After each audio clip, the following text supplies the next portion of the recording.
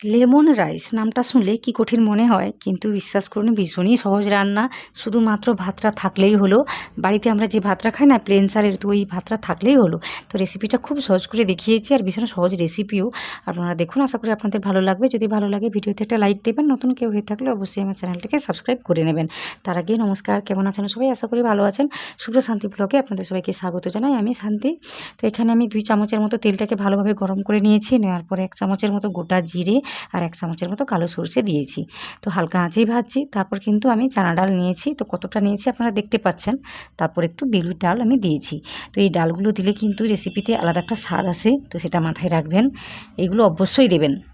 সব কিছুকে একটু সময় নিয়ে হালকা আঁচে ভেজে নিতে হবে, তাহলে কিন্তু সমস্ত মশলা থেকে আলাদা করে ফ্লেভার বেরিয়ে আসবে, আর এই রেসিপিতে আলাদা একটা ফ্লেভার দেবে।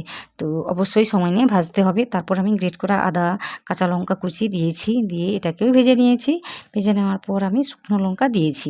তো সব কিছুই কিন্তু আমি হালকা আঁচেই করছি। তো এই রান্নাটা, পুরো রান্নাটা মোটামুটি হালকা আঁচেই হবে। তো দেখতে থাকুন। ভেজে নেওয়ার পর এখানে আমি কারি পাতা দিয়েছি।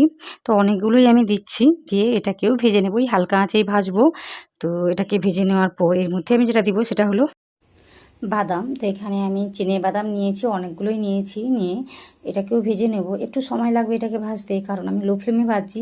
তো 1 মিনিটের মতো কিন্তু সময় লেগে যাবে এই বাদামটাকে ভাজতে। তো হালকা আঁচেই ভেজে নিচ্ছি। ভেজে নেওয়ার পর এখানে আমি যেটা দিচ্ছি সেটা হলো কাজু। তো কিছু কাজু বাদাম আমি নিয়েছি।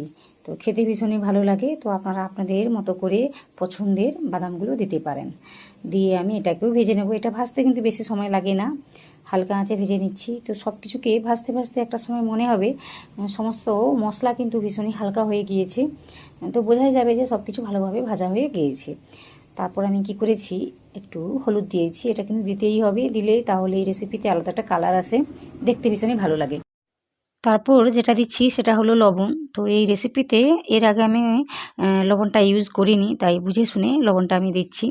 আমি এতে ভাত দেব, তারপর একটু লেবুর রসও দেবো। তো সব কিছু চিন্তা ভাবনা করেই আমি লবণটা দিচ্ছি, একটু বেশি করেই দিচ্ছি। দিয়ে এটাকেও নাড়িয়ে চাড়িয়ে নিচ্ছি।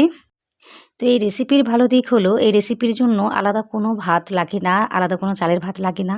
প্লেন আমরা যে চালের ভাতটা খাই সেই ভাত হলেই কিন্তু ভালোভাবে এই রেসিপিটি তৈরি হয়ে যায়। তো অনেকেই বাসমতি চাল দিয়ে রান্নাটা করে, কিন্তু বেশি ভালো হয় এই প্লেন রাইস দিয়ে বানালে, যেটা আমরা প্রতিদিনই খাই ভাত রান্না করে। তো দেখতেই পাচ্ছেন আমি এখানে প্লেন ভাতটাকেই নিয়েছি। আপনারা তো দেখেছেন প্রথম থেকে শেষ পর্যন্ত আমি কিন্তু অনেকগুলো মশলা এখানে অ্যাড করেছি। তো প্রতিটা মশলার কিন্তু আলাদা করে ফ্লেভার রয়েছে, সে কারণে এই প্লেন ভাতটা হলেই ভালো লাগে। তো প্লেন ভাত বলতে প্লেন চালের ভাত, যেটা আমরা প্রতিদিনই রান্না করে খাই। তো বাসমতি চাল তো আর প্রতিদিনই সবাই রান্না করে খায় না, তো বাসমতি চালেও হয়। তো বেশি ভালো হয় এই প্লেন রাইসে। তো এটা মাথায় রাখবেন, যখনই বাড়িতে ভাত বেড়ে যাবে তখন কিন্তু এইভাবে মোটামুটি ভাতটাকে রান্না করে নেওয়া যাবে। খুব সহজ রেসিপি, আপনারা তো দেখলেন। কোনো রকম ঝামেলা কিছুই নেই, শুধু ভাতটা থাকলেই হলো। তো দেখতেই পাচ্ছেন কতটা সুন্দরভাবে নাড়িয়ে চাড়িয়ে নিয়েছি। আমি এই সময় কিন্তু লো ফ্লেম করে রেখেছি। তো তারপর আমি কি করেছি, ভাতটাকে ভেজে নেওয়ার পর ওই 1 মিনিট ধরে ভেজেছি। ভেজে নেওয়ার পর কিন্তু 4 চামচের মতো একটু লেবুর রস দিয়ে দিচ্ছি। তো এটা বেশি কম করে নিতে পারেন, কিন্তু 4 চামচ কিন্তু ঠিকঠাক রয়েছে তো এতটা ভাতের জন্য। তো আমি দিয়ে এটাকেও কিছুক্ষণ ধরে নাড়িয়ে চাড়িয়ে নেব। তো অনেকেই আবার কি করে একদম গ্যাসের ফ্লেমটা বন্ধ করে দেয়, তারপরে এটা দেয়। তো দিলেও হবে, আমি এখানে লো রেখেছি, তাতেও আমার কোনো অসুবিধা কিছুই হয়নি। তো এইভাবে নাড়িয়ে চাড়িয়ে সব কিছুকে মিশিয়ে নিয়েছি। দেখুন কতটা ঝরঝরে হয়েছে। ভাতটা কিন্তু অতটাও আমার কি বলবো ঝরঝরে ছিল না, তাও দেখুন কতটা ঝরঝরেভাবে তৈরি হয়েছে। তো এই রেসিপিতে ভুল হওয়ার কোনো চান্সই নেই। যখনই বানাবেন ঠিকঠাকভাবেই বানিয়ে নিতে পারবেন। শুধু এই মশলাগুলো যেগুলো আমি দিয়েছি এগুলো যদি দেন না, তাহলে আর কিছুই লাগবে না। তো সবশেষে যেটা আমি দিলাম সেটা কি বলুন তো, ওই যে একটু কারি পাতা দিয়েছি, ফ্রেশ কারি পাতা। তো দিয়ে আমি নাড়িয়ে চাড়িয়ে নিয়েছি।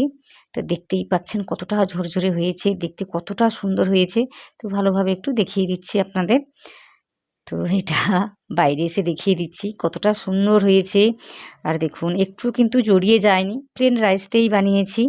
আর বাড়িতে যখন ভাত বেড়ে যায় তখন কিন্তু ফেলে দেবেন না, এইভাবে রান্নাটা করে নেবেন, সবাই কিন্তু চমকে যাবে। আর খেতে কিন্তু দুর্দান্ত হয়। আশা করি আপনাদের ভালো লাগছে। যদি ভালো লাগে তাহলে আমার ভিডিওতে একটা লাইক দেবেন। নতুন কেউ হয়ে থাকলে অবশ্যই আমার চ্যানেলটিকে সাবস্ক্রাইব করবেন। আর পাশে থাকা যে বেল আইকনটা আছে ওটাতেও প্রেস করতে ভুলবেন না। তো এইভাবে আমাকে সাপোর্ট করবেন। আর নিচে কমেন্ট করে জানাবেন এই রেসিপিটি কেমন হয়েছে।